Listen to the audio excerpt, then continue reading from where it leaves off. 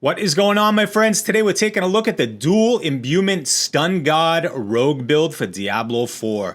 This build feels the most complete out of any rogue build I've built yet, and what I mean by complete is how many strengths this build has, such as unlimited stuns, and when your enemy is stunned, you deal massive damage. Amazing survivability with almost 100% uptime on barriers, excellent mobility, great energy regeneration, massive critical hits, and most importantly, how fluid and graceful the build feels overall. When going into a pack of enemies, just blow them up, instantly shadow step to the next group to do the same. This is how an assassin should feel: quick, powerful, and deadly. This build is excellent for new rogues that want to level fast, mid-game, or end-game activities. It really is a jack-of-all-trades build. If this is something that interests you, then I'm about to show you how to build the near-perfect stun rogue build for Diablo 4. We're going to go over skill tree points, gear, aspects, gems, Paragon points, glyphs, and basic damage combos. Before we get into it, please make sure you give the video a like, comment, and subscribe. It really does help the channel with the YouTube algorithms, and it would be greatly appreciated. Let's get into the skill tree. For our basic skill, we have Puncture and Fundamental Puncture. Core skills, we put 3 into Sturdy, 3 into Siphoning Strikes, 5 into Flurry, and Advanced Flurry is the most powerful skill point you are going to spend. Every time you evade through an enemy, your next Flurry stuns everyone around you for 2.5 seconds. You can just nuke everybody down. They are rendered helpless. Agility skills, 3 into Weapon Mastery, 1 into Rugged, 1 into Reactive Defense, 1 in Shadow Step, and going over to Methodical Shadow Step. So every time you Shadow Step, you stun the enemy for 2 seconds. Again, they are helpless, so you just nuke them down in 2 seconds. Subterfuge skills, we just have a couple sub-node points here, 3 into Exploit, 3 into Malice. This is where the stun dual imbuement build comes together. So we put 3 points into precision imbuement, 1 into poison imbuement, and we go over to blended poison imbuement because it's much more reliable than going with mixed poison imbuement since it relies on lucky hit. Now moving over to shadow, we are putting 5 into shadow imbuement, and we're going over to blended shadow imbuement. So every time that primary explosion goes off, it makes all of your enemies vulnerable, and along with an aspect that we're wearing, it makes even more out of your reach vulnerable. So basically every enemy on your screen will be taking more damage. 2 into shadow crash and 3 into consuming shadows. This takes care of our energy regen. We almost never have to worry about it. Every time you kill an enemy with shadow damage, you generate 30 energy, and every single enemy you kill except maybe an elite or maybe a boss will not have shadow attached to them, but every single mob you come against, you will always be generating energy. Ultimate skills, the reason we go with Shadow Clone is because the weakest part of this build is single target burst damage. Flurry is not set up like Twisted Blades. It's meant to be a different playstyle. So what we've done here with the Shadow Clone, and along with the points we put into the Paragon board, it increases our damage by about 150% for 15 seconds, which gives you plenty of time to burst down elites and bosses. We have 3 into Adrenaline Rush, 3 into Haste, and Impetus is so powerful. Do not overlook these points here.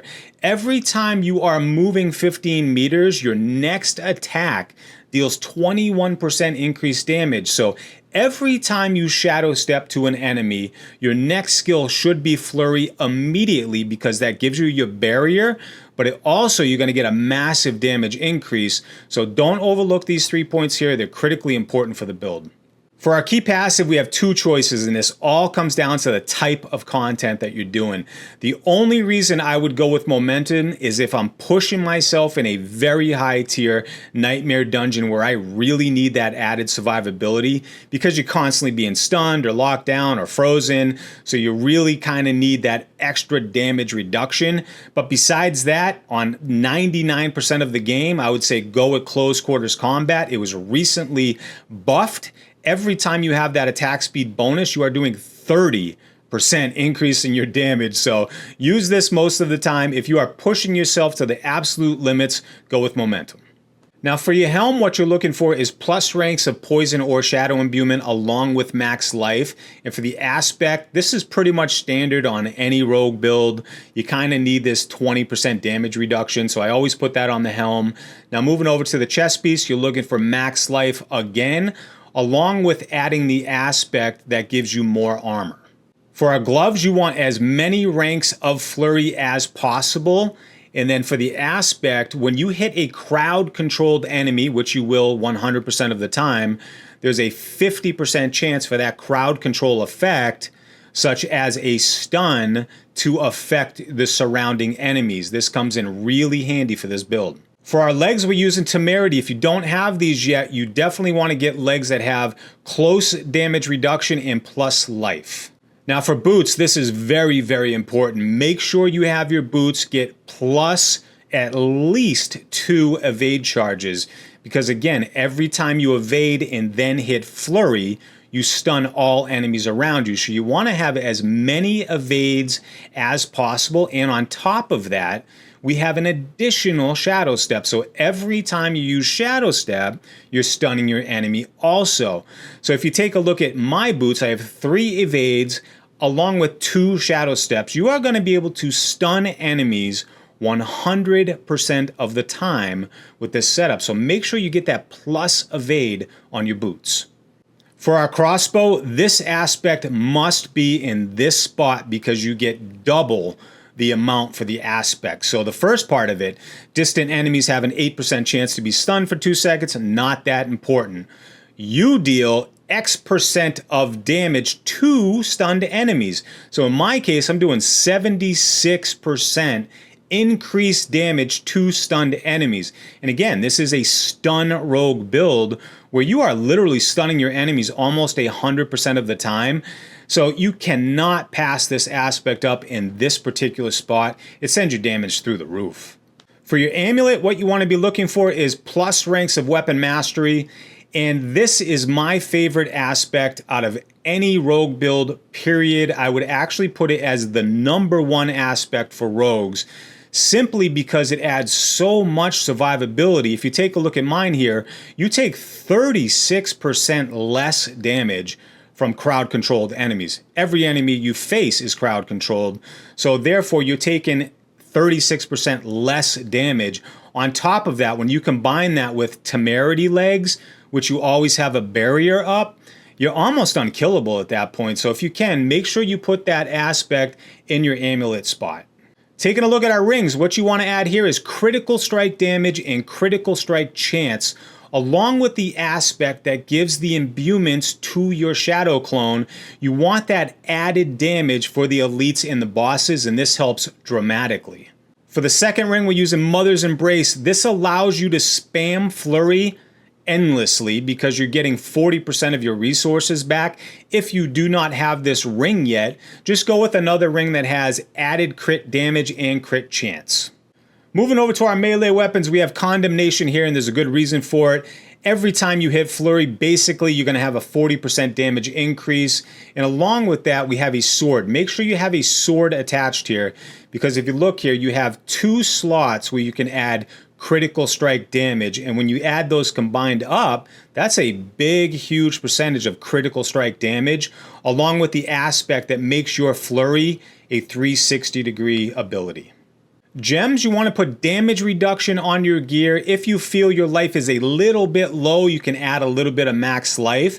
Now for your weapons, you want to add critical strike damage on your bow and your melee weapons, and over on your amulet and rings, you want to put skulls for the added armor. Specialization, we go with combo points because of Condemnation. If you don't have Condemnation yet, you definitely want to go with Preparation so you can use your shadow clone that much more often. Taking a look at our Paragon and Glyphs. Now our glyph for the starter board is Closer. We want that flurry damage as high as possible, as soon as possible. And you'll see with Closer, it increases Cutthroat skill damage, which is flurry. Therefore, you're getting way more flurry damage. Moving on to our second board, we go with Exploit Weakness, and for our glyph on Exploit Weakness, we go with Combat. The reason we go with Combat is so we can increase our critical strike damage dramatically. It's actually increased almost 100%. So you want to have that in your Paragon board as soon as possible. Our third board is Cheap Shot, and our glyph for the third board is Control. We want to add damage to our crowd-controlled enemies. This is actually pretty handy because every single enemy you are damaging, you are crowd controlling. It is a crowd controlled stun lock type build, so this really does help with overall damage. For our fourth Paragon board, we have Tricks of the Trade, and our glyph for this board is Chip. Now Chip, what that does is it actually increases your physical damage, therefore increasing flurry, which you are spamming often. So this really does help synergize with the overall damage of the build. That is going to wrap up the dual Imbuement Stun God build for Diablo 4. If you guys enjoyed the video or learned something new, please consider supporting the channel by liking, commenting, or subscribing so you don't miss any future Diablo 4 videos. Thank you so much for watching, and until next time, I'm out.